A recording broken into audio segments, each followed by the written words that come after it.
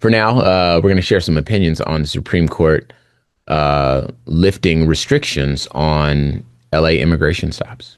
This one was tough. All right, this from the Associated Press. The Supreme Court on Monday cleared the way for federal agents to conduct sweeping immigration operations for now in Los Angeles.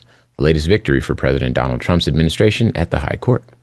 The conservative majority lifted a restraining order from a judge who found that roving patrols were conducting indiscriminate stops in and around LA.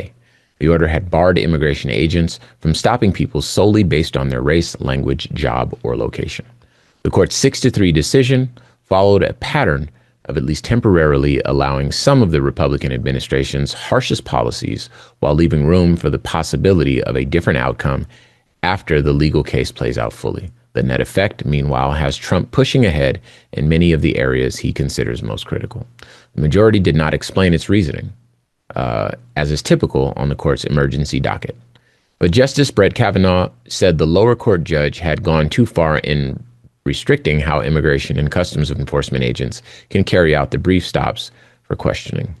Quote, the prospect of such after-the-fact judicial second-guessing and contempt proceedings will inevitably chill lawful immigration enforcement efforts, unquote, he wrote in a concurrence.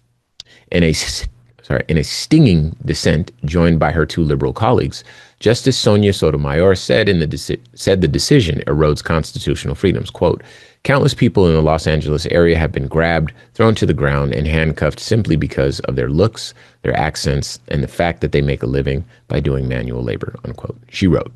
She goes on to say today, today the court needlessly subjects countless more to the same exact indignities, unquote. Kavanaugh, for his part, suggested stops in which agents use force could yet face legal challenges. The Supreme Court's decision comes as ICE agents also step up enforcement in Washington as part of Trump's unprecedented federal takeover of the capital cities, law enforcement, and deployment of the National Guard. The lawsuit will now continue to unfold in California with a hearing set for September 24th. It was filed by immigrant advocacy groups that accused the Trump administration of systematically targeting brown-skinned people during his administration's crackdown on illegal immigration in the Los Angeles area.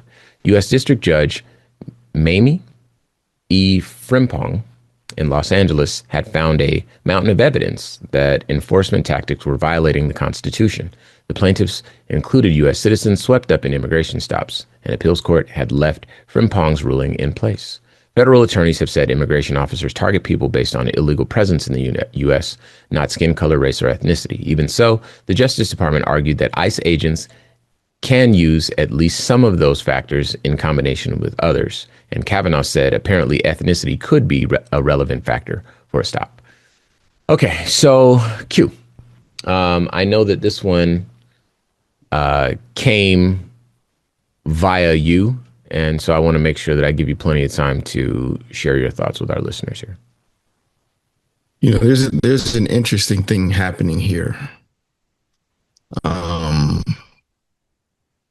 Before President Trump was reelected, you and I did a show talking about the idea of voting for or supporting Donald Trump, okay, and how people that I used to consider friends jumped into my DMs to defend their decision and condemn mine not to support their president. And it was a chilling realization that people very, very close to me could care less about the safety and well-being of me and my family. The clips from that show have gotten tens of millions of views. Mm-hmm. Yeah. Several different content creators have taken that, like, other content creators sharing that clip have gotten millions more views than our original clip, actually. Yeah. No, I'm on the TikTok, so they all come to my. What I notice in the comments is people still trying to hold on to this lie, that this is being done to get rid of illegal and or undocumented immigrants, and more specifically criminals, because, you know, tell your family to just not commit crimes, the type of thing that people say back to me in the comments. You know, you voted for Obama and he was the king of mass deportations. Yeah, President Obama deported more immigrants than President Trump, and that seems to be the carrot that he's chasing, so he can say he did more.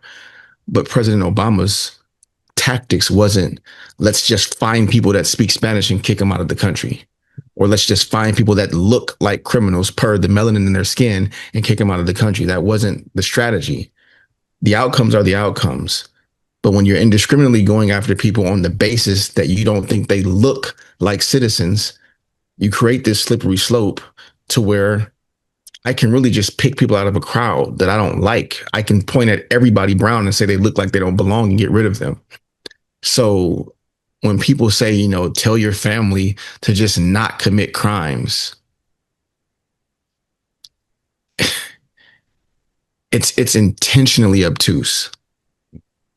Like they have to know better, but they don't care. So what? We don't care that he's going to make life dangerously unsafe for tens of millions of people for no reason. Not just well-meaning people, well-doing people.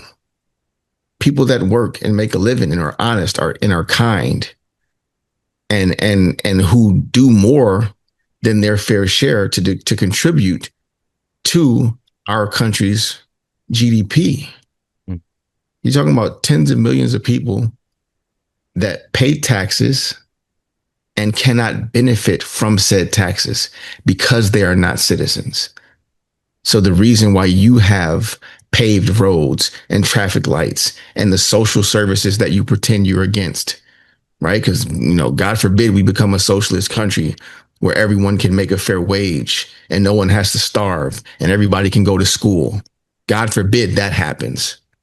But the reason why some of that actually does happen, but your favorite politician has tricked you into thinking that socialism is a bad thing, except they practice it for each other daily. All these things that you don't even notice are happening in the background of your life because of money that people pay in taxes. That's the reason we pay taxes.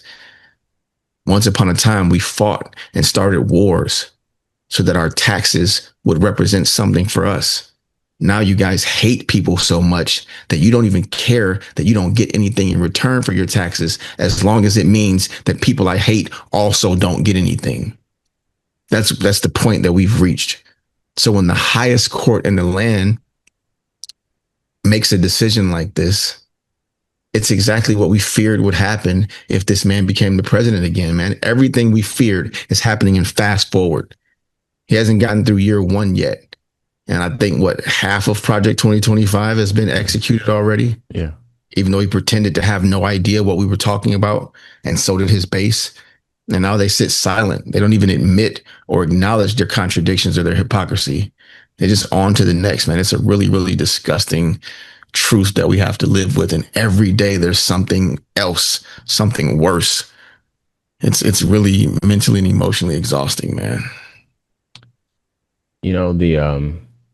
The thing is that outside of LA, we were doing radio in Phoenix at the time when SB 1070 was passed, which basically gave police the powers to pull people over based on how they looked.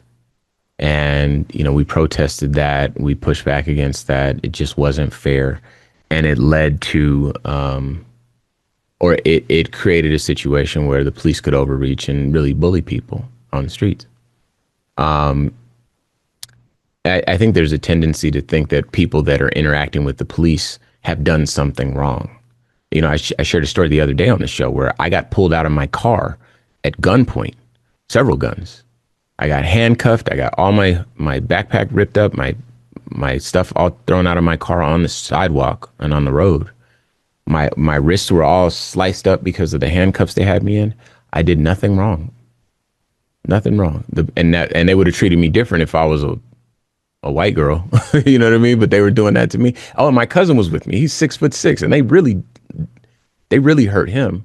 But it was nothing we could do about it. So yes, the police absolutely pull up on people that don't deserve it. And that Supreme Court just paved the way for that. So we'll see what happens.